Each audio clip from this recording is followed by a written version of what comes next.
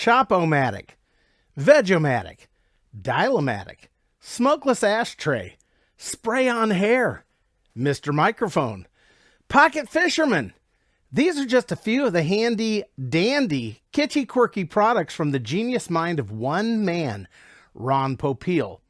Okay, that's not entirely true, I'll explain later, but what is true is that Ron Popeil's name is permanently etched into history as the man who could sell ice cubes to Eskimos and produce the perfect gadget to make them with, as well as being the founder and face of RONCO.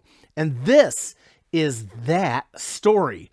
Time to set it, forget it, and let's step into the funhouse.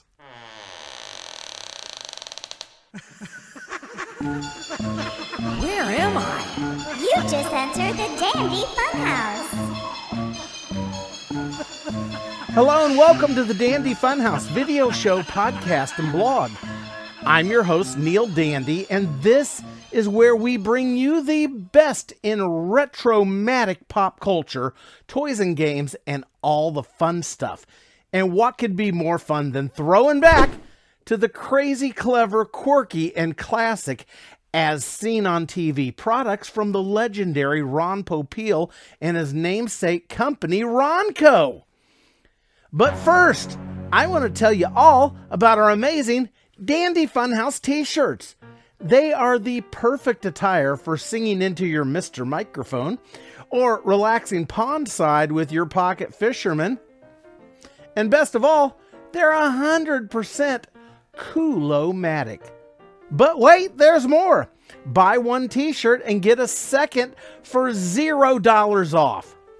Just visit the Dandy Fun Shop at the Dandy Funhouse website at dandyfunhouse.com, where else, and order yours today. And while you're there, be sure to check out our new designs like Gorillitude, Body by Donuts, Maypop Tires, Lead Lobster, and more. They make great Christmas gifts too. Just get to the Dandy Fun Shop at the Dandy Funhouse website at, dandyfunhouse.com today. Okay? RONCO. Now, it's impossible to tell you the story of RONCO without also bringing you the story of its founder and pitchman-in-chief, Ron Popeil. Now, you may remember Ron as recently as the 2000s selling kitchen gadgets on TV, but his more amusing products stem from the 1980s, 70s, and even the founding of RONCO in the 1960s. But to really peel back the curtain on the iconic RONCO and the man who started it all, Ron Popeil, we need to go back farther. Much farther!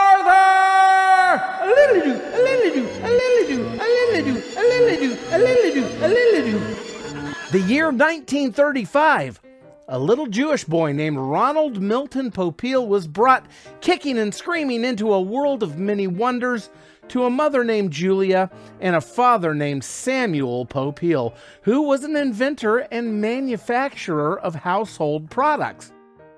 Not much is known about the early life of Ronald Milton, except that his parents divorced at a very young age, and he went to live with his grandparents in Florida because, well, that's where grandparents live. But in 1952, at the age of 17, Ronald went to work at his father Samuel and Uncle Raymond's manufacturing facility, Popeil Brothers, in Chicago, Illinois, selling kitchen gadgets in the street markets. He was a natural and claims to have made over $1,000 a week before heading off to college for a whirlwind 6 months of higher education at the University of Illinois, Urbana-Champaign, paid for by his sales earnings, but quickly ditched college to go back to earning money with the Popeil brothers, marketing his father's inventions, the Chop-o-Matic, the Veg-o-Matic, and the Dial-o-Matic. That's right. In fact, many of the most iconic and soon-to-be RONCO products were actually invented by Ron's father, Samuel, and already had millions of sales before RONCO was ever even conceived.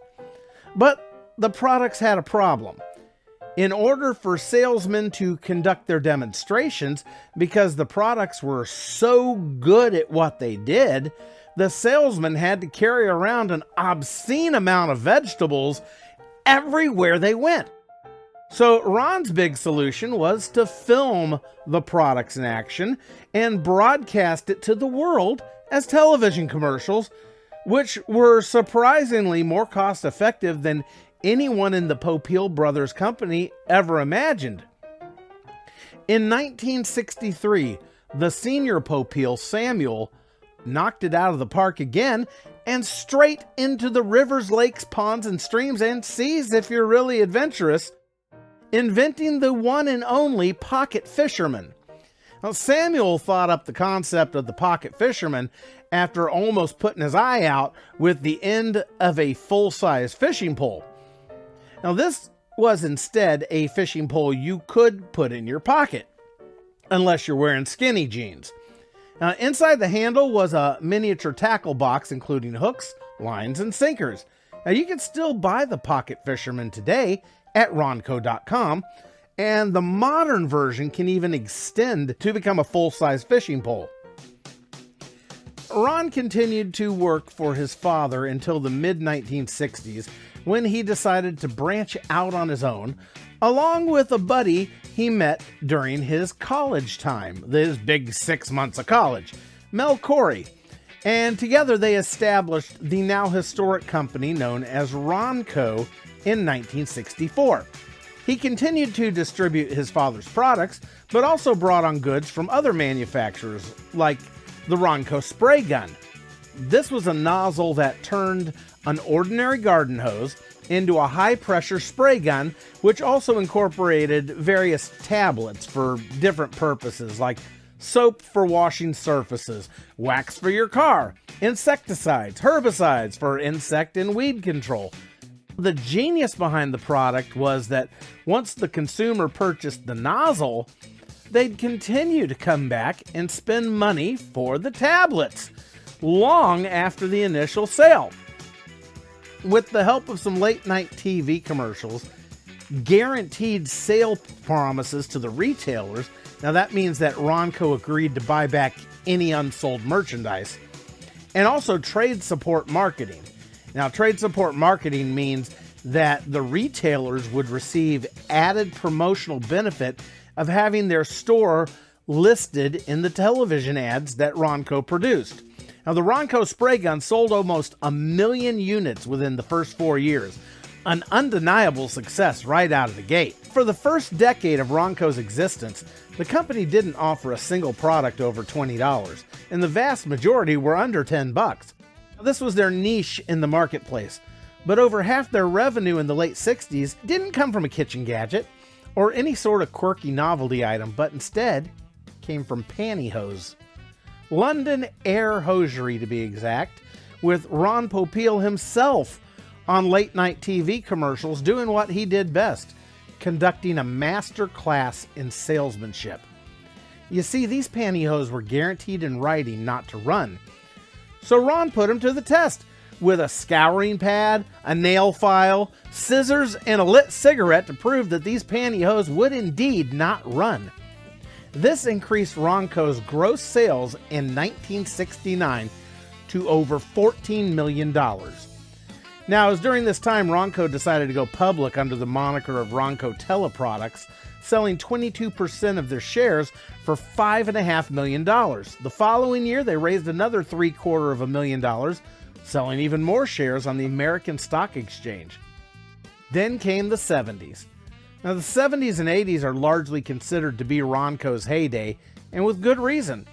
This is the era in which they were firmly sewn into the fabric of American pop culture with their unique and never-ending parade of quirky, as seen on TV gadgets, like the Miracle Broom, Miracle Brush, Glass Froster, the Roller Measure, the Salad Spinner, and a whole lot more. But the decade actually started with a different kind of hit.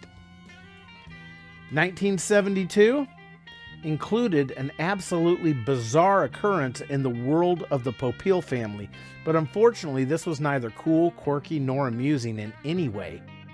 Samuel Popeil's estranged wife Eloise, not Ron's mother, whom had separated from him in 1965, had run off to California, met a new boyfriend, Dan Ayers, and together they attempted to put a hit out on Samuel, offering tens of thousands of dollars to two of Mr. Ayers' co-workers, who ultimately got cold feet, went to Samuel himself, and divulged the murder for hire plot to him.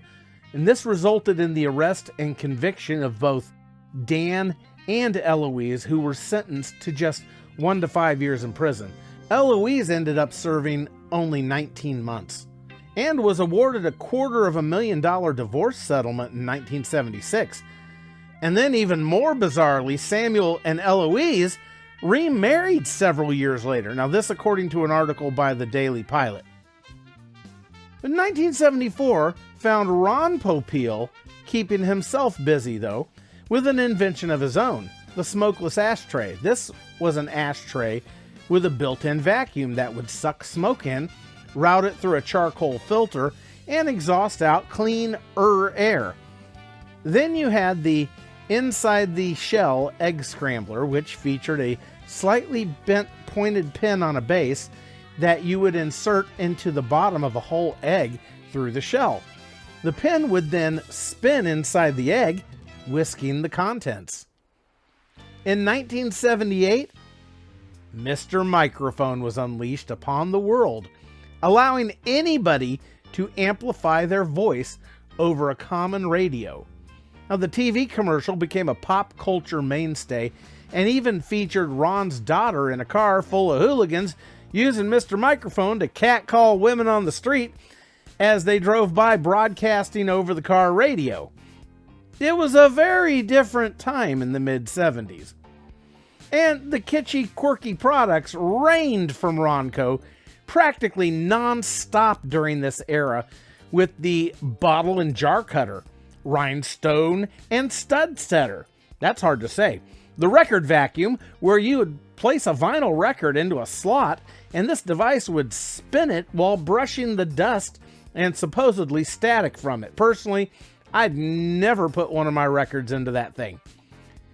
And speaking of records, RONCO also went wild with their own record label, releasing many compilations of hit songs, giving K-Tel a run for their money. With all this combined, by the time 1980 rolled around, RONCO's gross sales had reached almost $37 million. But then RONCO made a fatal mistake with the release of the Clean Air Machine. This was basically the Smokeless Ashtray on steroids and was one of the early home air cleaners on the market. I say one of because there were others with similar products such as Remington and Norelco, whom RONCO vastly underestimated. Simultaneously, they grossly over-manufactured for the 1983 Christmas season and got burned by the retailers on their guaranteed sale policy, forcing them to buy back over 2/3 of the inventory they placed into stores. It was also during this time the price of TV commercials sharply rose, and to make matters worse, a $15 million line of revolving credit was called in by RONCO's bank, forcing a Chapter 11 bankruptcy, which soon turned into a Chapter 7, and RONCO was 86th, right out of business, practically overnight. But Ron, who did not declare personal bankruptcy himself, repurchased the inventory from the bank and continued under a new partnership agreement with one of RONCO's top salesmen, Malcolm Sherman. Together, they focused on selling off the inventory of the Clean Air Machine and the electric food dehydrator before parting ways in the late 80s. Sherman received full rights to the Clean Air Machine, while Ron took over RONCO once again, along with full ownership of the electric food dehydrator. And by taking over, I mean he slipped into semi-retirement for the remainder of the 80s, going back to his roots and demonstrating products at street markets once again. Fast forward to 1991. Ron Popeil got the television bug once again, signing an agreement with the USA Direct shopping channel owned by Fingerhut, where he would go on to sell 200,000 of his electric food dehydrators. It was the new age of the infomercial, and Mr. Popeil was once again right there in his element, which set the stage for his new company, RONCO Inventions. He also had a new line of products, like the absolutely weird spray-on hair GLH Formula No. 9 hair system, which I desperately tried to find for this episode to no avail, is because it's been discontinued for years. I was seriously going to have someone spray hair onto my head. It would have been amazing. The other products during this time were the wildly successful automatic pasta maker, which spawned a flurry of patent lawsuits. But ultimately, RONCO Inventions was allowed to continue selling it. In 1995, Ron Popeil, at 60 years old, released his autobiography, Salesman of the Century, which he toured the United States promoting. Then came what was to be pretty much RONCO Inventions' last big hit in 1998, the Showtime rotisserie and barbecue oven, selling more than 2.5 million units for a total of over $400 million by 2001. In 2018, Ron Popeil decided it was finally time to put his beloved RONCO under new stewardship and sold the company to Phytech 7 Incorporated for a whopping $55 million. The new ownership promptly changed the name of the company to RONCO Corp., but Popeil remained involved as a consultant overseeing inventions and sales and continuing to personally promote products on television. Sadly, on July 28, 2021, Master Marketer of the Century Ron Popeil passed away at Cedars-Sinai Medical Center in Los Angeles, California. No cause of death was officially given, but secondary family members reportedly stated he had been admitted to the hospital a day earlier with a brain hemorrhage. He was 86 years old and left behind a legacy of American cultural influence on a level that very few could ever hope to achieve. Mr. Ron Popeil, the Dandy Funhouse salutes you. And that's the story of Ron Popeil and his legendary company, RONCO. And if you find yourself enjoying this episode of the Dandy Funhouse, or even if you hate it but want to throw money around for the heck of it, please consider supporting future productions of the Dandy Funhouse by visiting our patronage page at dandyfunhouse.com and becoming a Dandy Funhouse supporter. Supporters get access to exclusive bonus features not available to the general public, and super supporters get that same stuff. Plus, I'll personally mail you a special item of my choosing from right here at the Dandy Funhouse Studios. Podcast listeners may support via the listening app of their choice if patronage is supported in that app. And 5-star reviews, wherever you can leave them, always get our undying gratitude. And on that note, I think it's time for me to set it and forget it on out of here. Let me know your thoughts, opinions, complaints, and feedback in the comments section of whatever platform you happen to be enjoying this episode on, if a comment section exists on it. I love interacting with all you guys, even the haters. See you again real soon, right here at the Dandy Funhouse, where everything is always fun and dandy.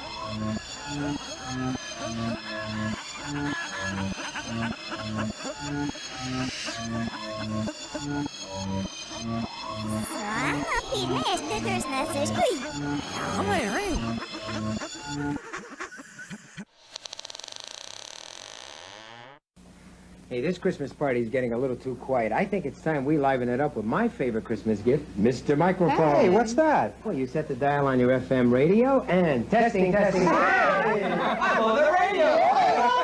These kids are having a fabulous time with Mr. Microphone, the cordless microphone that actually puts your voice on the radio. There are no attaching wires, so you're free to move around. Broadcast over any FM car radio. Hey, good looking. We'll be back to pick you up later. You can broadcast in mono or with two or more radios in stereo. Professional entertainers use Mr. Microphone for rehearsing. And you can too. It's practical and great fun for the whole family. And for only $12.88, they really make great Christmas gifts. The perfect Christmas gift at Walgreens, Woolworth, Woolco, Osco, Venture, Weebolts, Montgomery Ward.